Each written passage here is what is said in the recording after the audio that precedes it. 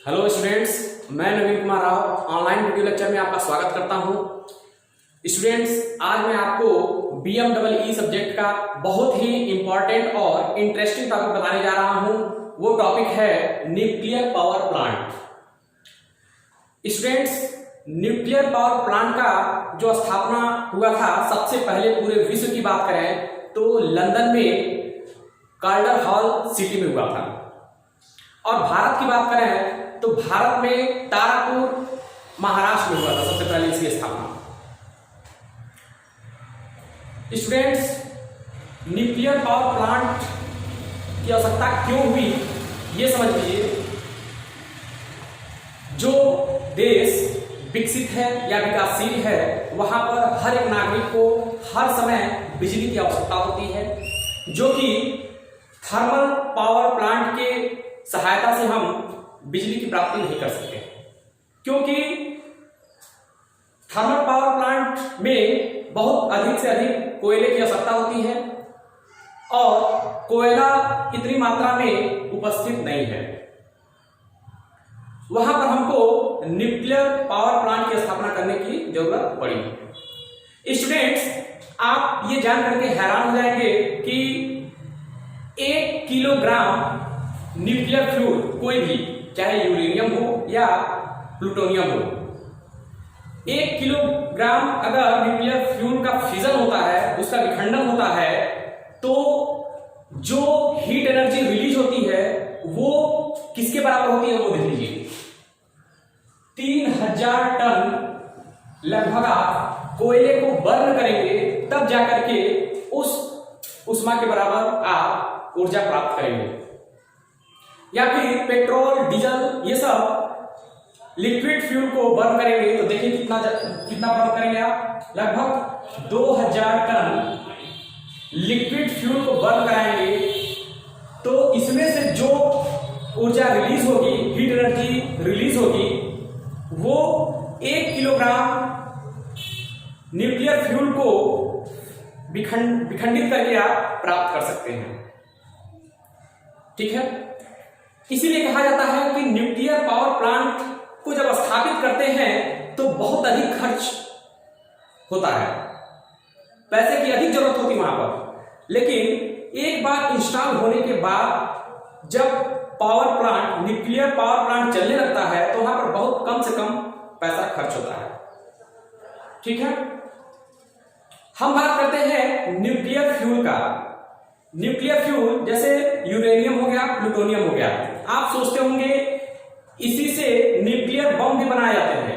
हाँ, बनाए जाते हैं और वहां पर विस्फोट भी बहुत होते हैं, या वहां पर बहुत ज्यादा प्रेशर जनरेट होता है, तो वो प्रेशर यहां पर भी जनरेट होता है। लेकिन हम क्या करते हैं, मॉडरेटर का प्रयोग करके न्यूट्रॉन की गति को हम धीमा कर लेते हैं। मॉडरेटर के रूप में हम ग्रेफाइट का यूज कर लेते हैं, भारी जल का उपयोग कर लेते हैं, या फिर बेरिलियम का उपयोग कर लेते हैं। ये जो मॉडरेटर होते हैं, जो बहुत ज्यादा गति से न्यूट्रॉन चल रहे हैं, उनके गति को ये धीमा कर देते हैं। तब हम बहुत आसानी से उसका हम उपयोग कर लेते हैं हीट को प्राप्त करने में। ठीक है, न्यूक्लियर फिजन का मतलब क्या होता है ये समझ लीजिए आप पहले। न्यूक्लियर फिजन का मतलब होता है कि मान लीजिए यूरेनियम एटम का कोई एक न्यूक्लियस है, ठीक है, यहां पर यूरेनियम एटम का एक न्यूक्लियस है, कोई एक फ्री इलेक्ट्रॉन यहां पर आकर के टकराता है, फ्री न्यूट्रॉन जो है इस पर आकर के टकराता है, तो यहां से हीट एनर्जी रिलीज होता है। कैसे हीट एनर्जी रिलीज होता है वो देख लीजिए। जब ये फ्री इलेक्ट्रॉन इस नाभिक से टकराता है, न्यूक्लियस से टकराता है, तो ये न्यूक्लियस को 2 बराबर भागों में तोड़ देता है, और जब ये न्यूक्लियस टूटता है तो वही एनर्जी रिलीज होता है, और वहां से उस न्यूक्लियस से बहुत अधिक मात्रा में न्यूट्रॉन जो है फ्री हो जाते हैं और वो बहुत तेजी से गति करने लगते हैं। ये न्यूट्रॉन है, ये सारे के सारे जो देख रहे हैं आप न्यूट्रॉन हैं। अब ये न्यूट्रॉन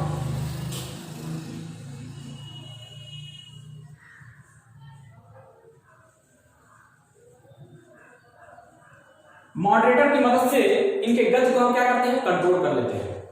ठीक है, अब फिर ये न्यूट्रॉन का जो गति होगा वो बहुत धीमा हो जाएगा और फिर हम क्या करते हैं, इस तरह से इस ऑपरेशन को कंट्रोल कर लेते हैं। जहां पर न्यूक्लियर बम का विस्फोट होता है वहां पर बहुत अधिक प्रेशर जनरेट हो रहा है, बहुत अधिक प्रेशर लग रहा है, वहां पर बहुत विस्फोट हो रहा है। लेकिन यहां पर भी न्यूक्लियर रिएक्टर के अंदर उतना ही विस्फोट होता है, लेकिन हम मॉडरेटर के थ्रू उसको कंट्रोल कर लेते हैं। ठीक है, ये न्यूक्लियर रिएक्टर के अंदर क्या प्रोसेस होता है मैंने आपको ये बता दिया। अब इसका कंस्ट्रक्शन एंड वर्किंग समझ लीजिए आप लोग।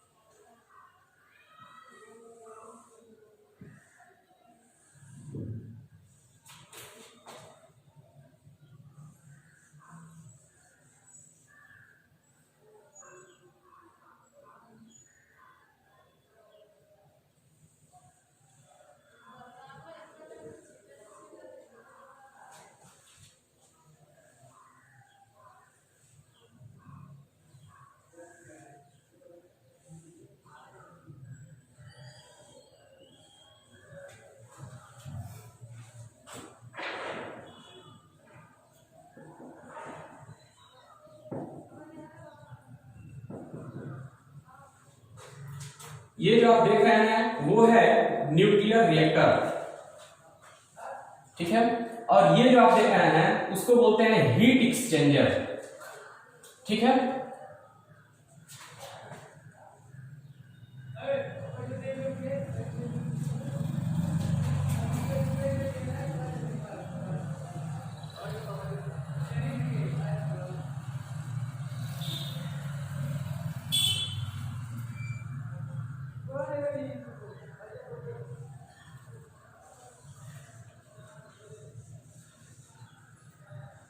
कंडेंसर है ये।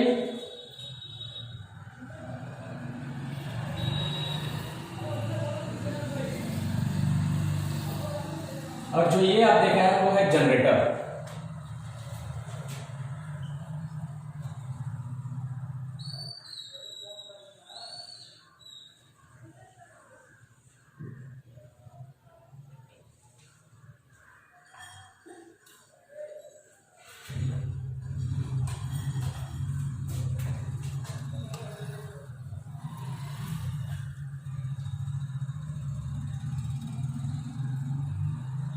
ये है पंप।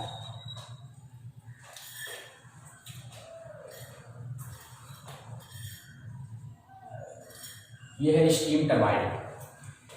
ये न्यूक्लियर पावर प्लांट के मेन कंपोनेंट है, मेन पार्ट है। देखिए ये जो है न्यूक्लियर रिएक्टर है, इसी के अंदर न्यूक्लियर फ्यूल का फ्यूजन होता है, विखंडन होता है, जिससे कि बहुत अधिक मात्रा में हीट एनर्जी रिलीज होता है और इसी हीट एनर्जी का सप्लाई हम हीट एक्सचेंजर में करते हैं।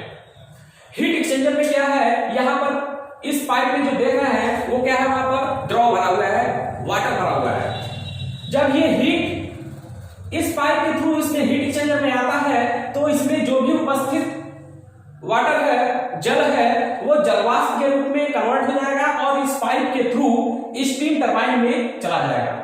और स्टीम टरबाइन क्या करता है, स्टीम टरबाइन क्या करता है कि जो हीट एनर्जी यहां से प्राप्त हुआ रहता है उसी को क्या करता है, यांत्रिक ऊर्जा में कन्वर्ट कर देता है। मतलब कि जो भाप होगा वो एक्सपैंड होगा, फैलेगा और स्टीम टरबाइन के ब्लेड को और उसके रोटर को घुमाएगा। उसी को बोलते हैं यांत्रिक ऊर्जा में परिवर्तित। ठीक है ना।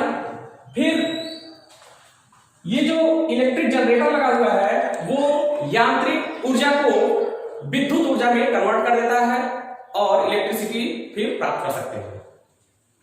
अब यहां पर देखिए कि जो भी भाप इस स्टीम टरबाइन को घुमाने में काम किए हैं, उस फिर स्टीम को हम कंडेंसर में लेकर आते हैं। कंडेंसर क्या करता है, जो भाप बचा होता है उसी को फिर कंडेंस कर देता है, मतलब लिक्विड के रूप में कन्वर्ट कर देता है। अब ये लिक्विड पंप के थ्रू फिर हीट एक्सचेंजर में आता है। फिर क्या होता है कि ये फिर गर्म होगा, भाप में रूप में कन्वर्ट होगा, फिर स्टीम टरबाइन में आएगा, फिर कंडेंसर, मतलब यही प्रोसेस इसमें चलते रहता है। ठीक है स्टूडेंट्स। अब देखिए, अब आप ये समझिए कि जो थर्मल पावर प्लांट होता है और न्यूक्लियर पावर प्लांट होता है, उन दोनों में बहुत अधिक अंतर नहीं होता है। सिर्फ अंतर होता है तो वहां पर बॉयलर होता है थर्मल पावर प्लांट में, और न्यूक्लियर पावर प्लांट में न्यूक्लियर रिएक्टर होता है। हमको सिर्फ भाप को प्राप्त करना है, जो स्टीम होता है उसको प्राप्त करना होता है। थर्मल पावर प्लांट में कोयला को जलाते हैं, बॉयलर उसके ऊपर रख करके, ठीक है, तो बॉयलर क्या करता है, पानी को बॉयल करता है और भाप जनरेट कर देता है, और उसी भाप को हम स्टीम टरबाइन सप्लाई देते हैं। फिर जनरेटर को सप्लाई, जनरेटर क्या करता है, इलेक्ट्रिसिटी कन्वर्ट कर लेता है। और न्यूक्लियर पावर प्लांट में क्या होता है कि इसके अंदर का प्रोसेस मैं बता चुका हूं आपको कि कोई भी न्यूक्लियर फ्यूल हो उसका फ्यूजन होता है और बहुत अधिक मात्रा में ऊर्जा रिलीज होती है, हीट एनर्जी रिलीज होती है। उसी हीट एनर्जी का हम सप्लाई देते हैं हीट एक्सचेंजर में। हीट एक्सचेंजर में जो भी उपस्थित जल होगा वो भाप के रूप में कन्वर्ट होगा और स्टीम टरबाइन में जाएगा, फिर कंडेंस्ड होगा, फिर कंडेंस्ड होने के बाद फिर ये पंप के थ्रू फिर हीट एक्सचेंजर में आ जाएगा। यही चीज सर्कुलेट होते रहता है। ठीक है स्टूडेंट्स, न्यूक्लियर पावर प्लांट से संबंधित अगर आपको कोई भी क्वेरी करना हो तो आप हमको 2255 naveen@gmail.com पर क्वेरी कर सकते हैं। धन्यवाद।